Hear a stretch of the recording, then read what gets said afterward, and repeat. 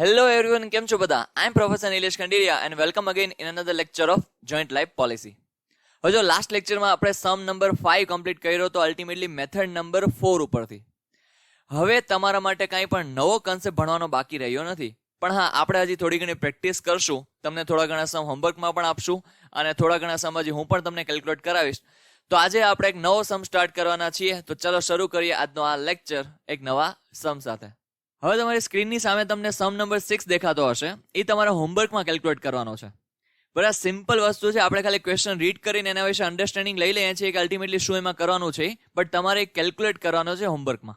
ચલો, એમાં આપણે રીડ કરીએ તો પરેશ, પુલકિત અને Kiran are partner sharing profit and losses in the ratio of 5:3:2 respectively.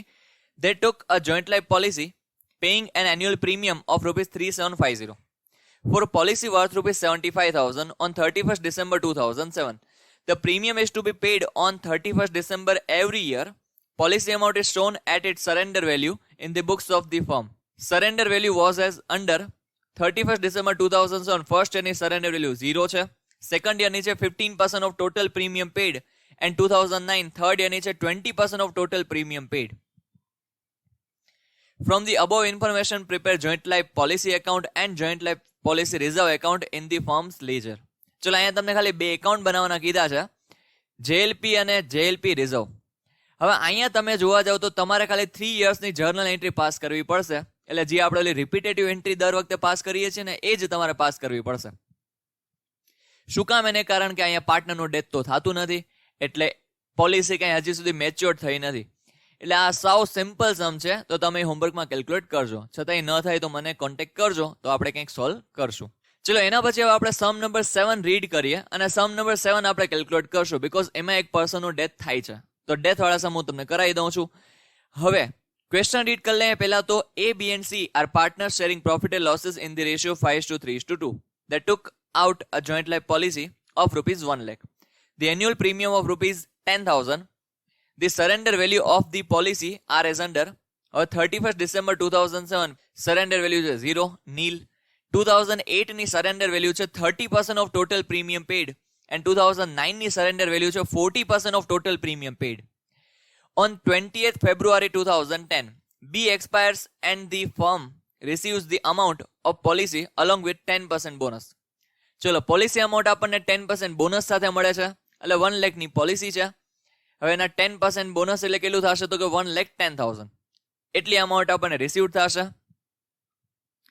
ચલો, then after prepare joint life policy account and JLP reserve account. ચલો, આ બે એકાઉન્ટ આપણને પ્રિપેર કરવાના કીધા છે. તો આ વખતે આપણે જર્નલ એન્ટ્રી નહીં કરીએ, ખાલી આ બંને એકાઉન્ટ્સ જ પ્રિપેર કરશું. એટલે તમને એ પણ આઈડિયા આવી છે કે ડાયરેક્ટ ક્યારેક સમ કરવો હોય તો કઈ રીતના થશે. તો ચલો, એના માટે પહેલા આપણે ફોર્મેટ પ્રિપેર કરી લઈએ, દેન આફ્ટર આપણે આગળ ડિસ્કસ કરીએ. ચલો, ઓલરેડી આપણે ફોર્મેટ પ્રિપેર કરી લીધા. હવે જોઈન્ટ લાઈફ પોલિસી એકાઉન્ટ એક બનાવ્યું છે અને એક જેએલપી રિઝર્વ એકાઉન્ટ બનાવ્યું છે. બરાબર, તો આવી રીતના તમારે ખાલી ડાયરેક્ટ એકાઉન્ટ બનાવી લો અને હવે તમારે જર્નલ એન્ટ્રી ખાલી વિચારી અને ડાયરેક્ટ એન્ટ્રી કરતી જવાની છે. હા, જર્નલ એન્ટ્રી ન વિચારો ને ડાયરેક્ટ થઈ જાય તોય કોઈ વાંધો નથી, પણ આપણે જર્નલ એન્ટ્રી વિચારતા જશું અને એન્ટ્રી કરતા જશું. ચલો, સૌથી પહેલું કામ આપણે શું કરીએ તો કે અલ્ટિમેટલી જોઈન્ટ લાઈફ પોલિસી જ્યારે લઈએ ત્યારે સૌથી પહેલું કામ આપણે કરવું પડે પ્રીમિયમ પે કરવાનું. તો સૌથી પહેલું આપણે શું કરશું તો કે પ્રીમિયમ પે કરશું. તો ચલો, પ્રીમિયમની અમાઉન્ટ કેટલી છે તો કે પ્રીમિયમની અમાઉન્ટ છે 10,000 અને આપણે પોલિસી લીધી ક્યારે છે તો કે 15th February 2007. હવે એન્યુઅલ પ્રીમિયમ વર્ડ યુઝ કર્યો છે.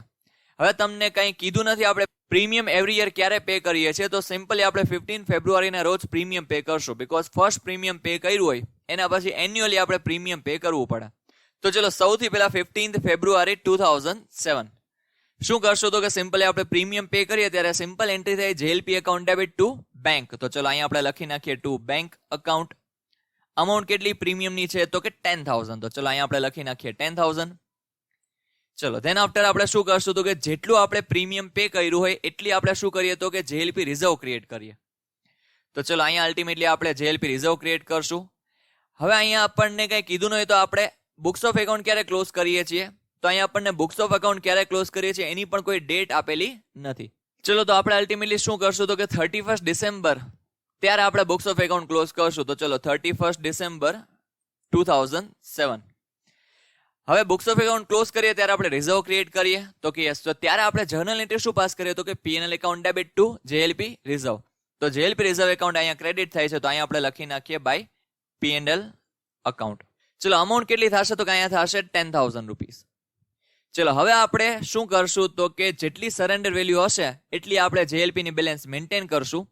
બાકી અલ્ટિમેટલી આપણે શું કરશું તો કે જેએલપી રિઝર્વ માંથી ટ્રાન્સફર કરી દેશું જેએલપી અકાઉન્ટમાં.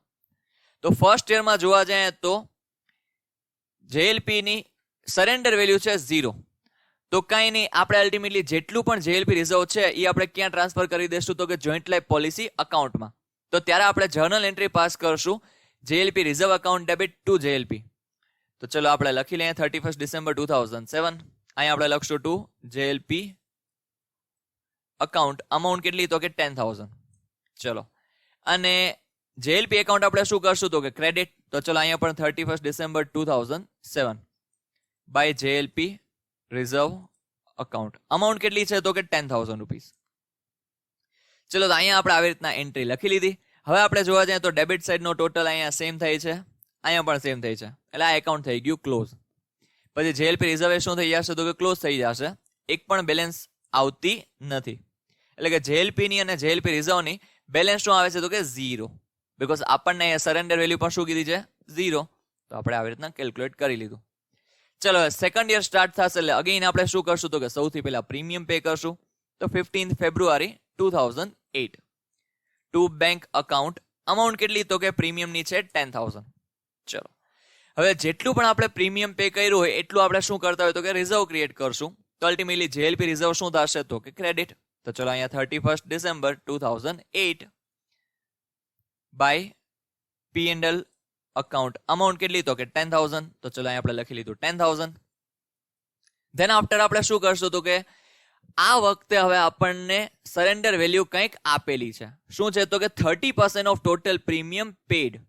તો આપણે જેટલું અત્યાર સુધી ટોટલ પ્રીમિયમ પે કર્યું છે એના 30% આપણે જેએલપી ની બેલેન્સ મેન્ટેન કરવી પડશે, બીકોઝ આપણને ક્વેશ્ચનમાં કીધું છે કે JLP account shown at its surrender value.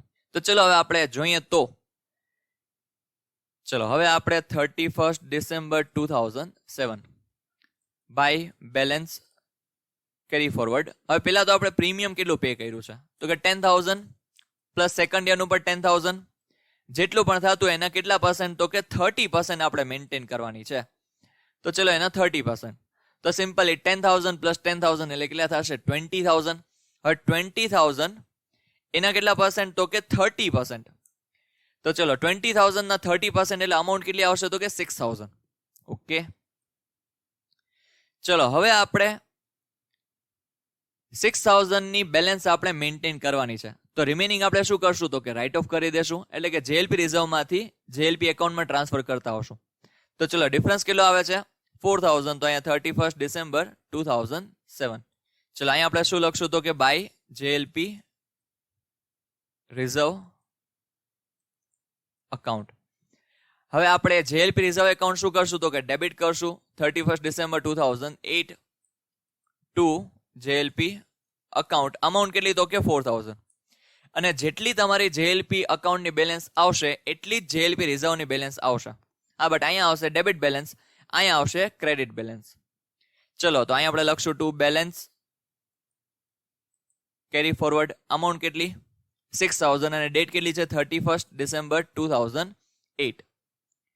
ચલો હવે અલ્ટિમેટલી જેએલપી રિઝર્વની બેલેન્સ આવે છે ક્રેડિટ બેલેન્સ 6,000 અને ટોટલ થઈ જાય છે હવે બંને સાઈડ 10,000. તો ચલો 10,000. ચલો તો હવે આપણે શું કરીએ તો કે પ્રીવિયસ એની બેલેન્સ આપણે કરંટ યરમાં ટ્રાન્સફર કરશું. તો ચલો હવે સૌથી પહેલા 1 January 2009 to balance brought down. Amount કેટલી તો કે અહીંયા બેલેન્સ છે 6,000. તો અહીંયા પણ ઓપનિંગ બેલેન્સ થઈ જશે 6,000. હવે સેમ વેથી આપણે જેએલપી રિઝર્વની પર બેલેન્સ લખશું અહીંયા 1 January 2009 by balance brought down. Amount કેટલી તો કે અહીંયા પણ છે 6,000. ચલો થર્ડ યરમાં પણ આપણે પહેલા શું કરશું તો કે સૌથી પહેલું પ્રીમિયમ પે કરશું. તો ચલો 15 ફેબ્રુઆરી 2009 ટુ બેંક અકાઉન્ટ. અમાઉન્ટ કેટલી તો કે અમાઉન્ટ છે પ્રીમિયમની 10,000. તો ચલો રિપીટેટિવ એન્ટ્રીઝ છે. તો હવે આપણે નેક્સ્ટ જેટલું આપણે પ્રીમિયમ પે કર્યો હશે એટલું આપણે શું કરશું તો કે જેએલપી રિઝર્વ ક્રિએટ કરશું. તો ચલો હવે જેએલપી રિઝર્વમાં ક્રેડિટ સાઇડ 31 ડિસેમ્બર 2009. હવે આપણે અહીંયા શું એન્ટ્રી પાસ કરીએ તો કે PNL account debit to JLP reserve. તો અહીંયા આપણે લખી નાખીએ બાય પીએનએલ અકાઉન્ટ. અમાઉન્ટ કેટલી તો કે 10,000 રૂપીસ. ચલો હવે આપણે કરંટ યરમાં આપણે સરેન્ડર વેલ્યુની અમાઉન્ટ કેટલી છે તો કે ચલો અહીંયા આપણને કીધું છે 40% ઓફ ટોટલ પ્રીમિયમ પેડ. તો અહીંયા આપણે શું કરશું તો કે ચલો 31 December 2008 by balance carry forward. હવે અહીંયા જોવા જાવ તો આપણે ટોટલ પ્રીમિયમ કેટલું પે કર્યું છે તો 10,000 ફર્સ્ટ યરનું, સેકન્ડ યરનું પણ 10,000 એન્ડ થર્ડ યરનું 10,000. તો ટોટલ આપણે અત્યાર સુધી પ્રીમિયમ પે કર્યું છે 30,000. હવે એના કેટલા પર્સન્ટ તો કે 40% આપણે મેન્ટેન કરવાની છે.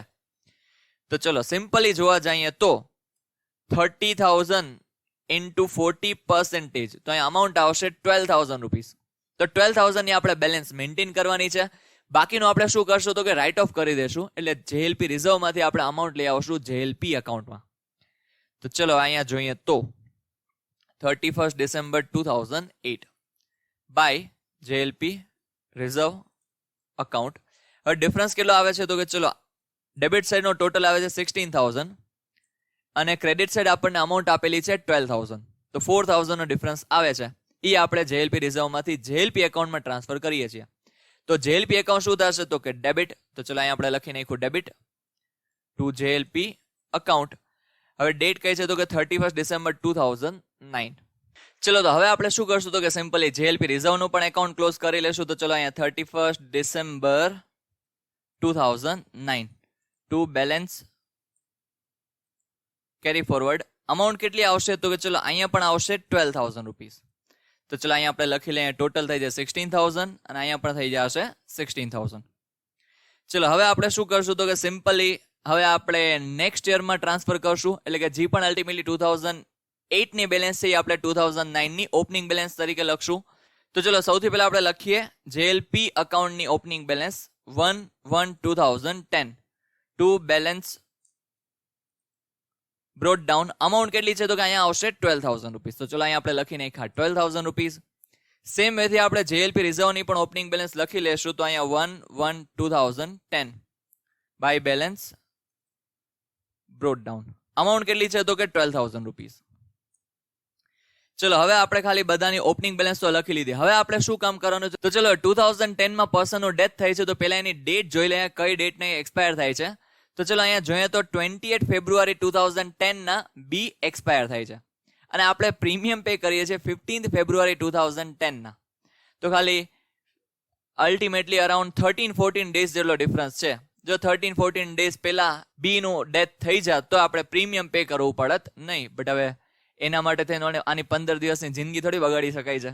તો ચલો હવે આપણે શું કરશું તો કે પ્રીમિયમ આપણે પે કરવું પડે છે તો પહેલા આપણે પ્રીમિયમ પે કરી દેશું 15th February 2010 to bank account. Amount કેટલી છે તો કે 10,000 રૂપીસ. તો ચલો અહીંયા આપણે લખી લીધા 10,000 રૂપીસ. ધેન આફ્ટર આપણે જોઈએ તો હવે આપણે કરશું અલ્ટિમેટલી જ્યારે પણ પર્સનનું કોઈનું ડેથ થતું હોય, એટલે કે આપણા કોઈ પાર્ટનરનું ડેથ થતું હોય તો આપણે શું કરશું તો કે ડાયરેક્ટ ઇન્સ્યોરન્સ કંપની પાસેથી રૂપિયા માગવા માંડશું. તો એ ડેથ ક્યારે થાય છે તો કે 28 ફેબ્રુઆરી 2010. હવે આપણે કેટલા રૂપીસ માગશું તો કે જો 1 લાખની પોલિસી હતી. હવે એમાંથી આપણને રિસીવ્સ કેટલા થાય છે તો કે અલ્ટિમેટલી 10% બોનસ. તો 1 લાખના 10% કેટલા થાય તો કે 10,000 રૂપીસ થશે. તો આપણને રિસીવ્ડ કેટલા થશે તો કે 1,10,000. તો આપણે માગશું પણ કેટલા તો કે 1,10,000. તો ચલો અલ્ટિમેટલી આપણે જર્નલ એન્ટ્રી પાસ કરશું insurance company account debit two joint life policy account. તો અહીંયા જોઈન્ટ લાઈફ પોલિસી એકાઉન્ટ શું થાય છે તો કે ક્રેડિટ. તો ચલો અહીંયા આપણે કરી નાખીએ ક્રેડિટ. અહીંયા આપણે લખશું by insurance company account. Amount કેટલી તો કે 1,10,000. આ કેમ આવ્યું તો કે 1 લાખ પ્લસ 10% બોનસ. ચલો આવી રીતના આપણને 1,10,000 ની અમાઉન્ટ રિસીવ્ડ થવાની છે. તો હવે શું થાય છે તો કે આપણને કોઈ રિસીવ્ડ થવાની અલગ ડેટ તો કીધી નથી, તો આપણે તો સેમ ડેટમાં રિસીવ પણ કરી લેશું. તો કે યસ, તો રિસીવ કરશું ત્યારે આપણે જર્નલ એન્ટ્રી પાસ કરશું bank account debit two insurance company. હવે એમાંથી ક્યાંય જેએલપી ને જેએલપી રિઝર્વ ક્યાંય આવ્યું નહીં, તો રિસીવ્ડ થવાની એન્ટ્રી આપણે અહીંયા ક્યાંય લેજરમાં પોસ્ટિંગ કરશું નહીં, બીકોઝ આપણે નથી તો બેંક એકાઉન્ટ બનાવતા નથી તો ઇન્સ્યોરન્સ કંપનીનું એકાઉન્ટ બનાવતા, એટલે એ કોઈ અહીંયા એન્ટ્રી આવશે નહીં. હવે આપણે શું કરશું તો કે હવે આપણે સિમ્પલી જેએલપી રિઝર્વ અકાઉન્ટની હવે આપણને કઈ રિક્વાયરમેન્ટ છે નહીં, બીકોઝ અલ્ટિમેટલી જેએલપીની જે અમાઉન્ટ એટલે કે જોઈન્ટ લાઈફ પોલિસી જે હતી એ જ અલ્ટિમેટલી ક્લોઝ થઈ ગઈ છે. પર્સનનું ડેથ થઈ ગયું છે, પોલિસી જ મેચ્યોર થઈ ગઈ છે. અને જેએલપી રિઝર્વ આપણે શું કામ એને ક્રિએટ કર્યું હતું તો કે જોઈન્ટ લાઈફ પોલિસીની અમાઉન્ટ માટે. તો એ જ હવે સબ્જેક્ટ મેટર જ ક્લોઝ થઈ જતી હોય તો આપણે અલ્ટિમેટલી એની સાથે કનેક્ટેડ રિઝર્વ છે એને પણ આપણે શું કરી લેવી પડે તો કે ક્લોઝ કરી લેવી પડે. તો ચલો અહીંયા આપણે જેએલપીની જેટલી પણ બેલેન્સ આવશે એને આપણે ક્યાં ટ્રાન્સફર કરી દેશું તો કે જેએલપીમાં. તો ચલો જેએલપી રિઝર્વની બેલેન્સ 28 ફેબ્રુઆરી 2010 અહીંયા આપણે લખશું ટુ જેએલપી અકાઉન્ટ. અમાઉન્ટ કેટલી તો કે 12,000 રૂપીસ. ચલો અને જેએલપી એકાઉન્ટ શું થશે તો કે ક્રેડિટ. તો ચલો અહીંયા આપણે લખી નાખીએ 28 ફેબ્રુઆરી 2010 by JLP reserve account. Amount કેટલી તો કે 12,000 રૂપીસ. ચલો ઓલમોસ્ટ અહીંયા આપણે બધા એકાઉન્ટ ક્લોઝ થઈ ગયા છે. હવે ખાલી જેએલપી એકાઉન્ટ ક્લોઝ કરવાનું બાકી છે. તો ચલો અહીંયા જોઈએ તો અલ્ટિમેટલી ક્રેડિટ સાઇડનો ટોટલ કેટલો આવે છે તો કે ભાઈ 1,10,000 એને આપણે પ્લસ 12,000 કરીએ તો સિમ્પલ ખબર પડી જાય 1,22,000 આવે છે, પણ આપણે ફોર્મ્યુલા સેટ કરી લઈએ. હવે 1,22,000 હવે આપણે જોઈએ તો ક્રેડિટમાંથી ડેબિટ સાઇડનો ટોટલ માઇનસ કરીએ. તો ચલો 1,22,000 એમાંથી આપણે 12,000 એન્ડ 10,000 માઇનસ કરીએ તો અમાઉન્ટ આવે છે 1 લાખ રૂપીસ.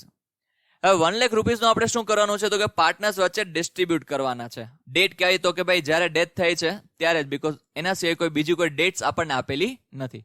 તો અહીં આપણે લખશું ટુ પાર્ટનર્સ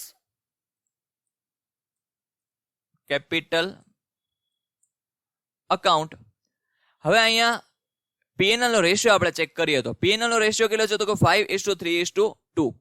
તો 1 લાખ ને આપણે સિમ્પલી 5:3:2 માં ડિસ્ટ્રીબ્યુટ કરશું તો સિમ્પલ આપણને ખબર પડી જાય એ બી અને સી વચ્ચે 50,000 30,000 અને 20,000 રિસ્પેક્ટિવલી આપણે એ લોકોને ડિસ્ટ્રીબ્યુટ કરશું.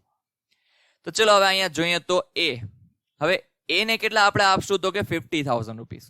બરાબર, સિમ્પલી તમે કરો 1 લાખ ઇન્ટુ 5/10 તો સિમ્પલી તમને અમાઉન્ટ આવશે 50,000. પછી બી, હવે બી માં કેટલા, બી ને આપણે કેટલા ડિસ્ટ્રીબ્યુટ કરશું તો કે 30,000 એન્ડ સી ને કેટલા ડિસ્ટ્રીબ્યુટ કરશું તો કે સિમ્પલી આવશે આન્સર 20,000. ચલો તો અહીંયા આની સાથે આપણો સમ થઈ જાય છે, સમ નંબર 7 કમ્પ્લીટ. બરાબર, ચલો આપણે સ્મોલ વ્યૂ કરીને જોઈ લઈએ આપણે અલ્ટિમેટલી શું કેલ્ક્યુલેટ કર્યું છે. તો ચલો અહીંયા આપણે આટલું બધું કેલ્ક્યુલેશન કર્યું છે, એટલે કે અલ્ટિમેટલી 2 એકાઉન્ટ્સ પ્રિપેર કર્યા છે. જી સિમ્પલ છે, જો તમને જર્નલ એન્ટ્રી આવડતી હોય તો તમને આ અકાઉન્ટ્સ બનાવતા ન આવડે એવું કોઈ દિવસ બની શકે નહીં. તો સારું, ચલો તમને કઈ જો ક્વેરી હોય તો તમે મને કોન્ટેક્ટ કરી શકો છો. મળીએ નેક્સ્ટ લેક્ચરમાં નવા સમ સાથે. Till then take care, bye bye.